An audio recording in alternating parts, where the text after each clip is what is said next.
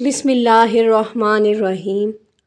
آغاز اسلام کا دور علم کے دوسرے میدانوں کی طرح فلسفے کے میدان میں بھی فقید المثال رہا ہے، جس کے نتیجے میں کم و بیش اسلام کی پہلی 8 صدیاں اسلامی علوم و فنون اور فلسفے کے عروج کا روشن باب رہی ہیں، اور اس میں اہم اسلامی علوم نے نشو و نما پائی اور کرۂ ارضی پر ایسے بہترین اثرات مرتب کیے جنہوں نے صدیوں کے جمود کو توڑتے ہوئے ان میں ایک نئی روح پھونکی۔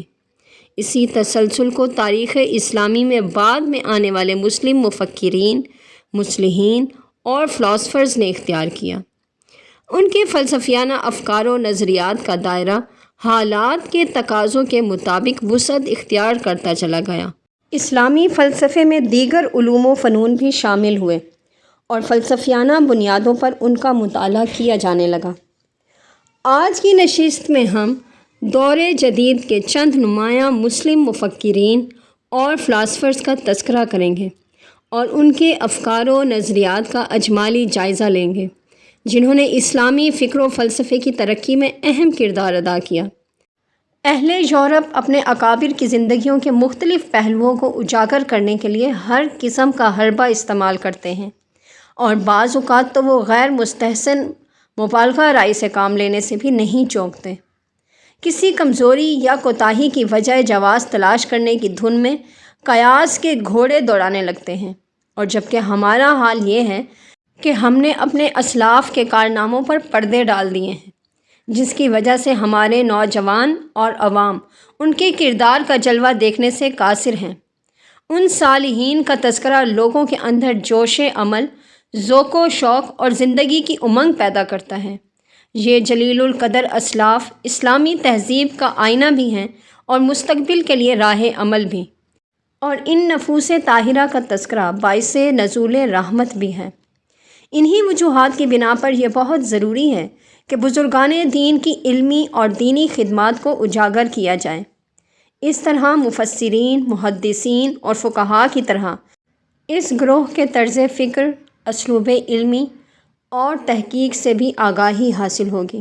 ان میں سب سے نمایاں نام شیخ احمد سرہندی رحمۃ اللہ علیہ ہیں، جنہیں دنیا مجدد الف ثانی کے نام سے یاد کرتی ہے۔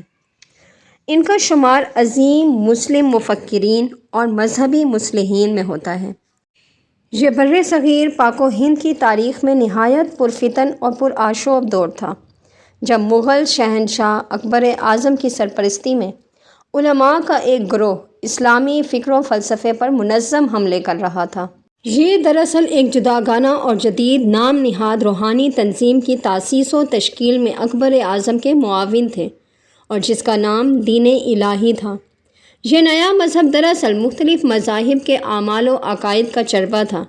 شیخ احمد سرہندی رحمۃ اللہ علیہ نے اپنی دینی بصیرت اور ایمانی فراست سے اسلام کو اس خطرہ عظیم سے بچایا جو اکبر کے ملحدانہ خیالات کا نتیجہ تھا، اور اس کے ساتھ ہی انہوں نے بر صغیر پاک و ہند میں ملت اسلامیہ اور شریعت اسلامیہ کے جداگانہ تشخص کو ابھارا اور 2 قومی نظریے کی بنیاد رکھی، اور یہی وہ نظریہ تھا جو اپنے مختلف ارتقائی مراحل طے کرتے ہوئے قیام پاکستان کی صورت میں ظہور پذیر ہوا۔ حضرت مجدد الف ثانی رحمۃ اللہ علیہ کا شمار ان عظیم المرتبت شخصیات میں ہوتا ہے جنہوں نے مشکل حالات میں امت مسلمہ کی ڈوبتی ہوئی ناؤ کو سہارا دیا۔ آپ رحمۃ اللہ علیہ نے دین اسلام کی سربلندی اور اخلاقی اقدار کے احیاء اور فروغ کے لیے انتھک کاوشیں کیں، اور اپنی فکری اور عملی صلاحیتوں کو بروئے کار لاتے ہوئے اسلام کے افکار و نظریات کی تجدید کا فریضہ سر انجام دیا۔ آپ رحمۃ اللہ علیہ نے مسلمانان ہند کے اصلاح احوال اور دین اسلام کی ترویج و اشاعت کا کام ہی نہیں کیا، بلکہ اس عظیم مقصد کی اشاعت انہوں نے دنیا کے دیگر ممالک میں بھی کی، اور ایران، بدخشاں اور توران وغیرہ کے بااثر افراد کے نام مکتوبات ارسال فرمائے، اور اصلاح احوال امت اور امت مسلمہ کی نشاط ثانیہ کے لیے اپنا ہم فکر بنانے کی کاوشیں کی۔ آپ رحمۃ اللہ علیہ نے اپنے دور کے جابر حکمران اکبر اور جہانگیر کے سامنے اعلائے کلمۃ الحق بلند کر کے فکر حسینیت کو زندہ کیا اور اسلام کے حقیقی فلسفہ سیاست سے ملک و ملت کو روشناس کرایا۔ اسی طرح مولانا جلال الدین رومی رحمۃ اللہ علیہ اپنے وقت کے بہت بڑے عالم، محقق، مدرس اور مفتی تھے اور عوام و خواص کے مرجع تھے۔ ان کے ہم اثر جملہ اکابر بھی حصول علم کے لیے آپ رحمۃ اللہ علیہ کی طرف رجوع کرتے تھے۔ آپ بڑے بڑے اہم مسائل پر فتوے دیتے اور ساتھ ہی ساتھ تدریس بھی فرماتے۔ بچپن میں آپ کی طبیعت میں ریاضت اور مجاہدے کا شوق غالب تھا۔ طبیعت میں سعادت مندی، عبادت گزاری، نیکی، تقوی اور رجوع اللہ کا جوہر نمایاں تھا۔ جب مولانا جلال الدین رومی رحمۃ اللہ علیہ علم و تحقیق اور درس و تدریس کی مسند پر براجماں تھے تو آپ کی ملاقات حضرت شمس الدین تبریزی رحمۃ اللہ علیہ سے ہوئی۔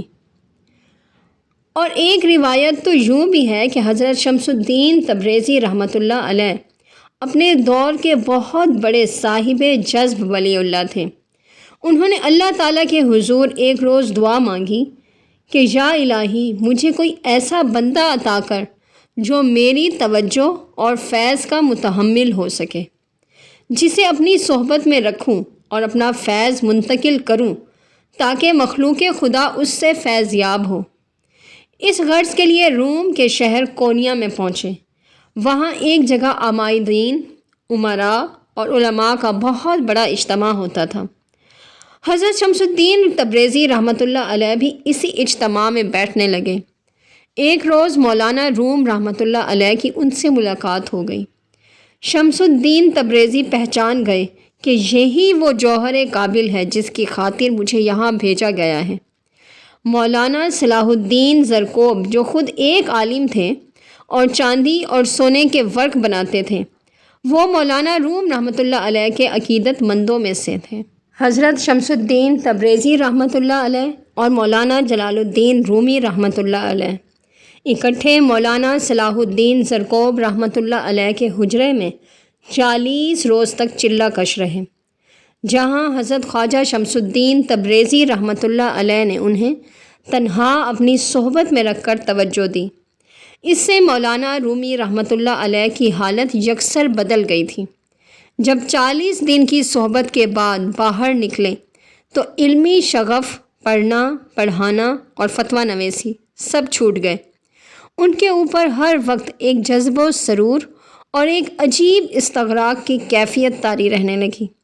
یہ حالت دیکھ کر اہل شہر اور خاندان کے افراد اور سارے قریبی لوگ حضرت شمس الدین تبریزی رحمۃ اللہ علیہ کے مخالف ہو گئے اور اسی مخالفت کی وجہ سے حضرت شمس الدین تبریزی رحمۃ اللہ علیہ کونیا چھوڑ کر چلے گئے۔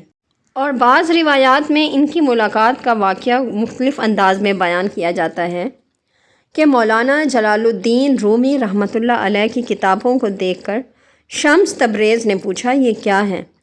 تو مولانا رومی نے فرمایا یہ وہ چیز ہے جو تو نہیں جانتا۔ تو یہ سن کر شمس تبریزی رحمۃ اللہ علیہ خاموش ہو گئے۔ جب تدریس کا وقت ختم ہو گیا اور مولانا روم بھی گھر چلے گئے تو شمس الدین رحمۃ اللہ علیہ نے وہ کتابیں اٹھا کے مسجد کے صحن میں جو پانی کا تالاب تھا اس میں پھینک دی۔ اس زمانے میں کلمی نسخے ہوتے تھے اور طلبہ دوڑے دوڑے مولانا روم رحمۃ اللہ علیہ کی خدمت میں پہنچے۔ ایک شور سمجھ گیا تو مولانا رومی رحمۃ اللہ علیہ دوڑے ہوئے باہر آئے اور پوچھا کہ یہ کیا کر دیا؟ تو شمس تبریزی رحمۃ اللہ علیہ نے فرمایا ناراض کیوں ہوتے ہو؟ تالاب میں گئے اور کتابیں اٹھا کے باہر دے دیں۔ وہ کتابیں خشک اور محفوظ تھیں۔ تو مولانا روم رحمۃ اللہ علیہ حیران ہو کر پوچھنے لگے یہ کیا ہے؟ تو فرمایا یہ وہ راز ہے جو تو نہیں جانتا۔ خواجہ قطب عالم قطب الدین رحمۃ اللہ علیہ، خواجہ فخر جہاں فخر الدین دہلوی رحمۃ اللہ علیہ، خواجہ نور محمد مہاروی رحمۃ اللہ علیہ اور پیر مہر علی شاہ گولوی رحمۃ اللہ علیہ درس مثنوی کے معارف بیان کرنے میں بڑے ہی لاجواب تھے۔ بڑے بڑے اکابر، عرفاء، علماء اور طلباء ان کی مجلس درس میں شرکت کی سعادت حاصل کرتے، اور یہاں تک کہ مثنوی شریف کی دنیا میں بڑی دھوم رہی ہے۔ جب تصوف کا ذوق اور پڑھنا پڑھانا چھوٹ گیا تو مخلوق خدا مثنوی کے اسرار و معارف سے بھی محروم ہو گئی۔ ڈاکٹر فرید الدین قادری رحمۃ اللہ علیہ پر درس و تدریس اور تحقیق کا اس قدر غلبہ تھا کہ ساری رات کتابوں کے انبار میں بیٹھے رہتے، لیکن جب ان کے وصال کے آخری ایام قریب آتے گئے تو ان کا ذوق بدلتا گیا۔ بس آخری چند سال رات ہوتے ہی مثنوی مولانا روم رحمۃ اللہ علیہ ہوتی اور ساری رات ان کا گریہ و زاری ہوتا۔ مثنوی، شب بیداری اور گریہ و زاری، یہ تین چیزیں ان کی زندگی میں باقی رہ گئی تھیں اور باقی سب کچھ چھوٹ گیا تھا۔ مولانا روم رحمۃ اللہ علیہ کا سلسلہ اب تک قائم ہے۔ ابن بطوطہ نے اپنے سفر نامے میں لکھا ہے کہ ان کے فرقے کے لوگ جلالیہ کہلاتے ہیں، اور چونکہ مولانا کا لقب جلال الدین تھا اس لیے ان کے انتساب کی وجہ سے یہ نام مشہور ہوا ہوگا۔ لیکن آج کل ایشیائے کوچک، شام، مصر اور قسطنطنیہ میں اس فرقے کو لوگ مولویہ کہتے ہیں، اور دوسری جنگ عظیم سے پہلے بلکان، افریقہ اور ایشیا میں مولوی طریقت کے پیروکاروں کی تعداد 1,00,000 سے زائد تھی۔